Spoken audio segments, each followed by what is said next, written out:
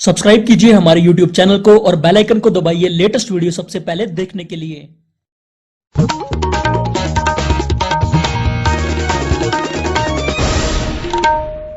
नमस्कार, आकाशवाणी चंडीगढ़ से प्रादेशिक समाचारों के साथ मैं आशुतोष। पहले इस बुलेटिन के मुख्य समाचार। भारत में कोविड टीकाकरण अभियान के तहत वैक्सीन की लगभग 3 करोड़ खुराक दी जा चुकी है। अब तक 60 वर्ष से अधिक आयु के 78 लाख से अधिक लोगों को कोविड वैक्सीन का टीका लगाया जा चुका है। हरियाणा के विभिन्न मंत्रियों ने प्रदेश के बजट की प्रशंसा की है। केंद्रीय सड़क परिवहन एवं राजमार्ग मंत्रालय ने पर्यटक वाहनों को अखिल भारतीय परमिट देने के लिए ऑनलाइन सुविधा शुरू की है। अब समाचार विस्तार से।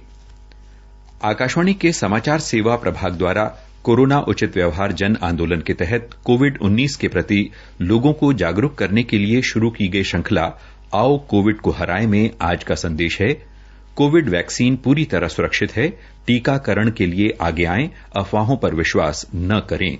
ये भी याद रखना है कि बार बार हाथ धोना, मास्क पहनना व 2 गज की दूरी अभी भी जरूरी है। भारत में कोविड टीकाकरण अभियान एक महत्वपूर्ण ऊंचाई तक पहुंचने जा रहा है। यहां लगभग 3 करोड़ टीका लगाया जा चुका है। कल 15,19,000 से अधिक लोगों को कोविड-19 का टीका लगाया गया, जिसके चलते अब तक देश में टीके की खुराक 2 करोड़ 97 लाख तक पहुंच गई है। भारत विश्व के उन चुनिंदा देशों में शामिल है जहां थोड़े ही समय में लगभग 3 करोड़ कोविड की खुराक लगाई जा चुकी है। देश में 16 जनवरी को इस अभियान की शुरुआत की गई थी, जब सबसे पहले स्वास्थ्य कर्मियों को ये टीका लगाया गया। अग्रिम पंक्ति के कार्यकर्ताओं को 2 फरवरी से कोविड टीका लगाना शुरू किया गया था। 1 मार्च से देश में 60 वर्ष से अधिक आयु के लोगों व 45 वर्ष से अधिक ऐसे लोगों को ये टीका लगाया जा रहा है जो गंभीर बीमारियों से पीड़ित हैं। स्वास्थ्य मंत्रालय ने बताया है कि पिछले 13 दिनों में 78 लाख से अधिक ऐसे लोगों को कोविड का टीका लगाया गया है जो 60 वर्ष से अधिक आयु के हैं। 45 वर्ष से अधिक आयु के गंभीर बीमारी से पीड़ित 13,86,000 लोगों को पहले दौर की कोविड की खुराक पिछले 13 दिनों में दी गई है। हरियाणा के बिजली, अक्षय ऊर्जा एवं जेल मंत्री रणजीत सिंह ने राज्य के आगामी वर्ष के बजट को सबका साथ सबका विकास पर आधारित बताते हुए इसे प्रदेश के विकास को गति देने वाला कहा है।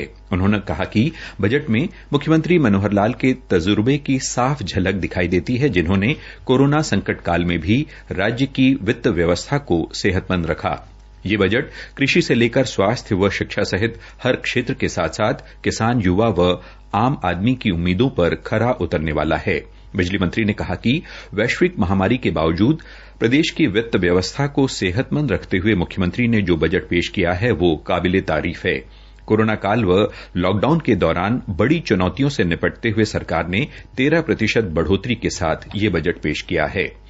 हरियाणा के सामाजिक न्याय एवं अधिकारिता राज्य मंत्री ओम प्रकाश यादव ने कहा है कि मुख्यमंत्री मनोहर लाल ने कोरोना संकट के बावजूद बजट में वृद्धावस्था सम्मान भत्ता में 250 रुपए की बढ़ोतरी कर प्रदेश के बुजुर्गों का मान बढ़ाया है। उन्होंने कहा कि 1 अप्रैल से 2,500 रुपए मासिक पेंशन दी जाएगी। प्रदेश में विभिन्न पेंशन योजनाओं के तहत 28,17,000 लाभार्थियों के खातों में PFMS के माध्यम से पेंशन वितरित की जा रही है। राज्य मंत्री ने कहा कि बजट में पूर्व सैनिकों के कल्याण के लिए सरकार ने 7 जिलों में समेकित सैनिक सदन बनाने की योजना बनाई है। हरियाणा के परिवहन, खनन एवं कौशल मंत्री मूलचंद शर्मा ने कहा है कि वो बल्लभगढ़ विधानसभा क्षेत्र का विकास पूरे लगन के साथ करने का प्रयास कर रहे हैं। श्री शर्मा आज बल्लभगढ़ में उपस्थित लोगों को संबोधित कर रहे थे। उन्होंने कहा कि बल्लभगढ़ विधानसभा क्षेत्र की कॉलोनी, सेक्टर और झुग्गी झोपड़ियों सहित तमाम क्षेत्रों में सड़कें, स्वच्छ पेयजल सप्लाई, गंदे पानी की निकासी के लिए सीवरेज, बिजली व आधुनिक तकनीक से तैयार सीवरेज सिस्टम, पार्कों का सौंदर्यीकरण, सामुदायिक भवनों, धर्मशालाओं का निर्माण व नवीनीकरण में जोर दिया जाएगा। केंद्रीय जल शक्ति एवं सामाजिक न्याय अधिकारिता राज्य मंत्री रतन लाल कटारिया ने हरियाणा के मुख्यमंत्री मनोहर लाल का राज्य के बजट में अंबाला लोकसभा के लिए दर्जनों योजनाओं की घोषणा करने के लिए धन्यवाद किया है। उन्होंने कहा कि यद्यपि हरियाणा पिछले 1 वर्ष से कोरोना महामारी के संकट को झेल रहा है, परंतु मुख्यमंत्री मनोहर लाल की कड़ी मेहनत, राज्य के विकास के प्रति उनकी लगनशीलता व पारदर्शी प्रशासन के कारण राज्य की अर्थव्यवस्था बहुत तेजी से पटरी पर लौट रही है। ये बजट हर दृष्टि से रोजगार के अवसर पैदा करने वाला और हरियाणा को प्रगति की ओर ले जाने वाला बजट है। प्रादेशिक समाचार आकाशवाणी चंडीगढ़ से प्रसारित किए जा रहे हैं। शेष समाचार इस अंतराल के बाद। लगता है आज बैंक में काम नहीं है। हाँ, जब से ई शक्ति ऐप आया है मानो हमारा काम आधा हो गया। ई शक्ति ऐप? हाँ, ई शक्ति ऐप जिससे बैंक और एसएचजीज यानी स्वयं सहायता समूह में पारदर्शिता रहती है। एक क्लिक करते ही एसएचजीज की सारी जानकारी, जैसे एसएचजीज की लिस्ट, जिन्हें लोन नहीं मिला, कर्ज वसूली की जानकारी, एसएचजी की सही रेटिंग बैंकर्स को मिल जाती है। यहाँ तक कि लोन एप्लीकेशन भी ई शक्ति पोर्टल से जनरेट हो जाती है। इससे एसएचजीज और उनके कर्ज राशि, बकाया और नया कर्ज लेने में बहुत सहायता होती है और एसएचजीज मेंबर्स को एसएमएस अलर्ट भी जाते हैं। देश के 100 जिलों और हरियाणा के अंबाला, करनाल, सोनीपत और सिरसा जिलों में ई शक्ति का लाभ उठाकर स्वयं सहायता समूह और मजबूत बन चुके हैं और अब बारी है पंचकुला, यमुनानगर, कैथल, रोहतक, नूंह और फतेहाबाद की। शक्ति आपके हाथों में। अधिक जानकारी के लिए ishakti.nabard.org पर देखें। नाबार्ड हरियाणा द्वारा जनहित में जारी। प्रधानमंत्री नरेंद्र मोदी 28 मार्च को रविवार के दिन मन की बात कार्यक्रम के जरिए अपने विचार लोगों से साझा करेंगे। आकाशवाणी पर प्रसारित होने वाले कार्यक्रम की ये 75वीं कड़ी होगी। श्री मोदी ने अपने ट्वीट में कहा है कि ये कार्यक्रम विभिन्न विचारों को लोगों के समक्ष रखने, रुचिपूर्ण मुद्दों पर बातचीत करने व देश भर की प्रेरणापरक जीवन यात्रा से जुड़ी बातों को साझा करने का अवसर प्रदान करता है। उन्होंने लोगों से आग्रह किया कि वे अपने विचार अगले मन की बात कार्यक्रम के लिए साझा करें। नमो ऐप या माई जीओवी ओपन फोरम पर लोग अपने विचार व्यक्त कर सकते हैं या टोल फ्री नंबर 1800117800 पर अपने संदेश रिकॉर्ड करवा सकते हैं। 1922 पर मिस्ड कॉल देकर आने वाले संदेश पर दिए गए लिंक के जरिए भी लोग प्रधानमंत्री श्री मोदी को अपने सुझाव दे सकते हैं। केंद्रीय सड़क परिवहन एवं राजमार्ग मंत्रालय ने पर्यटन हेतु वाहन चलाने वाले ऑपरेटर्स के लिए एक नई योजना घोषित की है। इसके तहत कोई भी वाहन ऑपरेटर्स देश भर में वाहन ले जा सकने हेतु परमिट व वैधता के लिए ऑनलाइन तरीके से आवेदन कर सकेगा। ये परमिट संबंधित दस्तावेजों की पड़ताल, फीस जमा करने पर 30 दिनों के अंदर उन्हें मिल सकेगी। ये नियम all India tourist vehicle authorisation and permit rules 2021 कहलाएंगे, जो इस वर्ष 1 अप्रैल से लागू होंगे। परमिट लेने के लिए इस नए नियम से पूरे देश में पर्यटन को बढ़ावा मिलेगा।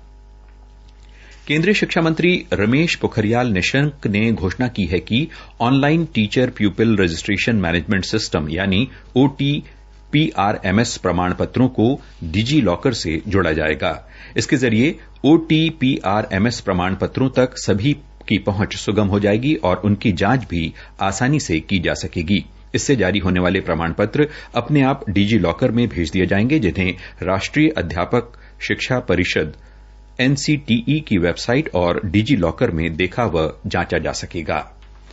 हरियाणा विधानसभा के उपाध्यक्ष रणबीर सिंह गंगवा ने कहा है कि विपक्ष द्वारा विभिन्न मुद्दों पर फैलाया जा रहा भ्रम राष्ट्र के नागरिकों के लिए नुकसानदायक है। कृषि कानूनों और यहां तक कि कोरोना से बचाव के लिए बनाई गई वैक्सीन को लेकर लोगों के मन में डर पैदा कर विपक्षी पार्टियां जनता के हितों के साथ खेल रही हैं। वे आज हिसार में एक कार्यक्रम के दौरान लोगों को संबोधित कर रहे थे।